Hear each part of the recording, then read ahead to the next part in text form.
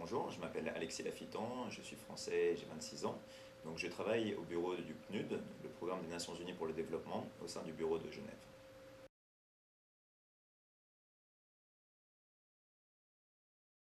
Alors au départ, j'ai fait une école de commerce au Canada, donc pendant 4 ans. J'ai ensuite fait un master en développement international en Angleterre et à la suite de ce master, j'ai travaillé au Congo, en Syrie, au Cambodge et au Kenya.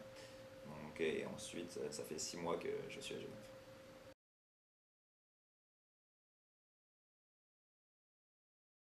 Alors, en tant que consultant en partenariat, je m'occupe principalement de la relation avec la Suisse et la France, donc à savoir avec la société civile, les ONG des différents pays, pour faire remonter l'information et sur différents sujets, que ce soit au niveau de l'environnement ou du développement économique ou des droits de l'homme.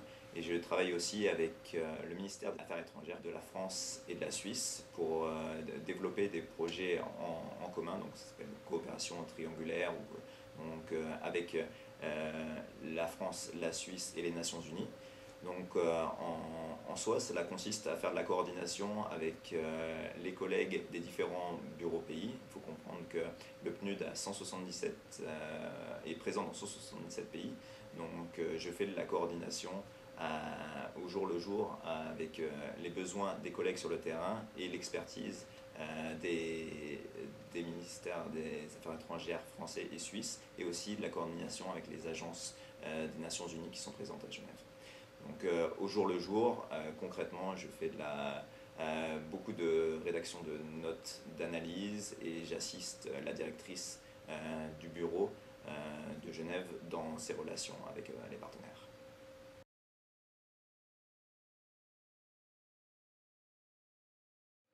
Alors, au départ, j'ai plus fait une formation économique, mais j'avais pas forcément envie de travailler dans le domaine du business à proprement parler. Et une première expérience dans le domaine du développement international m'a fait réorienter ma carrière, donc pour plus travailler dans le développement économique et améliorer les conditions de vie des populations les plus pauvres. Et donc c'est pour cela que j'ai commencé par travailler dans des ONG locales sur le terrain. Mais depuis très jeune, j'avais aussi envie de travailler dans une atmosphère internationale et dans une grande organisation internationale. Et le PNUD, en tant qu'agence des Nations Unies et en tant qu'agence qui s'occupe des besoins de développement, est vraiment en fait la structure qui me convient.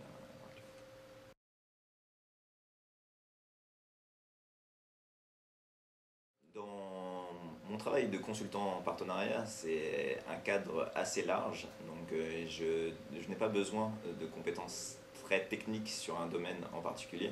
Il faut comprendre qu'à la base, mon expérience, c'est plus dans le développement économique et dans tout ce qui est l'analyse politique dans les situations post-conflit. Mais au jour le jour, ces compétences techniques ne me servent pas concrètement, mais il me faut une bonne compréhension des problématiques sur le terrain pour pouvoir négocier avec les collègues qui s'occupent de ces projets et faire le lien avec les bailleurs de fonds et les autres agences des Nations Unies. Donc déjà une bonne compétence dans le domaine du développement, une bonne compréhension des enjeux de développement, une bonne capacité d'analyse, et après, je pense, dans mon travail, un certain sens diplomatique aussi. Il faut comprendre, être capable rapidement de comprendre les enjeux politiques entre les différents pays et comprendre quelles sont les priorités des différents bailleurs et les priorités des pays, et essayer d'aligner ces différentes priorités pour créer des synergies et apporter une meilleure coordination dans le travail des Nations Unies. Et je pense aussi qu'il faut des bonnes capacités de rédaction et des bonnes capacités on va dire, de communication.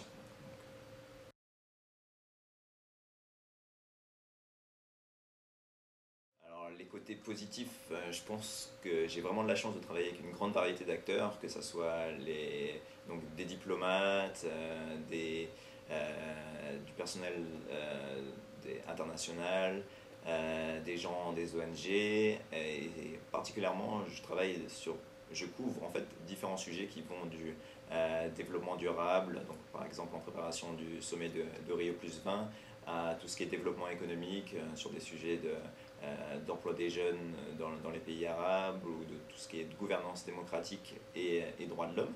Donc j'ai vraiment un travail qui me fait suivre de nombreux sujets et je travaille au jour le jour avec un grand nombre de personnes différentes et de toutes nationalités. Donc ça c'est vraiment un point positif. Et après le fait d'être en soi à Genève au bureau du PNUD, on travaille dans une ambiance aussi très internationale avec des collègues de toutes nationalités.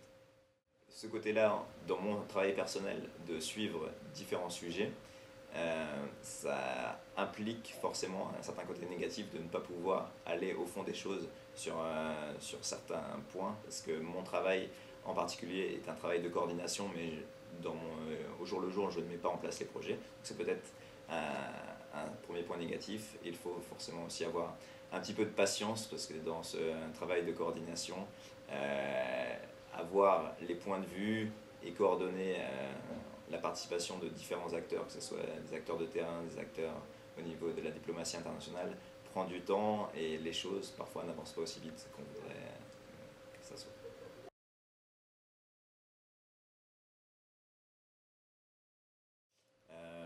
Je vais répondre plus par rapport à une mission que j'ai faite avant le PNUD, parce que ça fait seulement 6 mois que je travaille à Genève au sein des Nations Unies. Donc peut-être que c'est ma première mission que j'ai faite. En fait, c'était en République démocratique du Congo donc en 2006, et c'est vraiment un peu la mission qui m'a... C'était un premier stage, mais qui m'a ouvert l'esprit en fait sur le développement international et tout ce que ça englobe.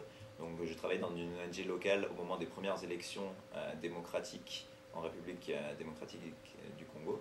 Je travaillais à Lubumbashi, donc dans la province du Katanga, et je faisais tout ce qui est développement économique pour réintégrer des mineurs artisanaux qui voulaient développer de nouvelles micro-entreprises. Je faisais des projets de réintégration économique et sociale, donc avec aussi l'utilisation du microcrédit dans ce domaine-là. J'ai aussi travaillé dans le domaine du respect des droits de l'homme avec des grandes compagnies minières internationales. Donc c'était assez large, mais ça m'a donné une bonne idée des enjeux, des problématiques et des grands défis en fait, de travailler en développement.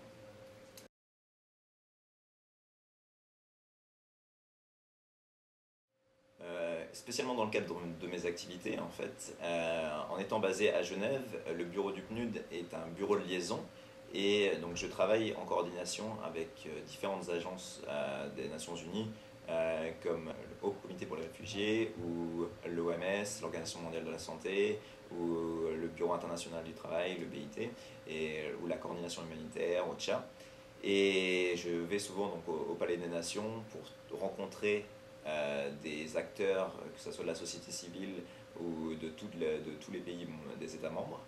Donc en soi, Genève en tant que ville où les principales organisations internationales sont représentées et aussi où la plupart des États membres ont une représentation, est une ville qui fait vraiment avancer l'agenda humanitaire et l'agenda du développement grâce aux discussions qui ont lieu donc, au Palais des Nations à Genève, mais aussi entre les différentes agences. Et vraiment, Genève, pour ça, représente un lieu d'échange entre les différents peuples, les différentes nations, et un lieu pour faire avancer les grands sujets mondiaux.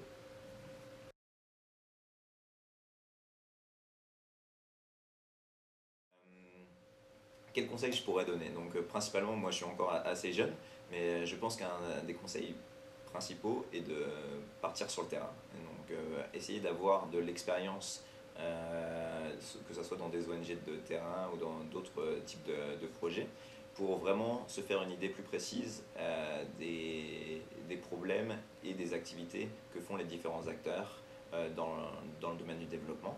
Après, forcément, ce n'est pas toujours facile de partir et donc on peut aussi s'impliquer dans des ONG locales ou dans des réseaux associatifs près de chez soi pour essayer de comprendre et améliorer en fait, la société dans son ensemble, pas forcément par des activités à très grande échelle, mais faire des projets au quotidien, s'impliquer dans les associations, c'est aussi une bonne manière de rentrer dans le domaine du développement international. Après, un autre conseil que je pourrais donner est vraiment d'apprendre les langues. Les langues, c'est vraiment primordial pour en fait comprendre et se faire comprendre. Donc, quand on travaille dans un contexte très international, sans l'anglais, l'espagnol, l'arabe, le chinois, c'est vraiment très important de maîtriser au moins plusieurs langues pour être capable de travailler.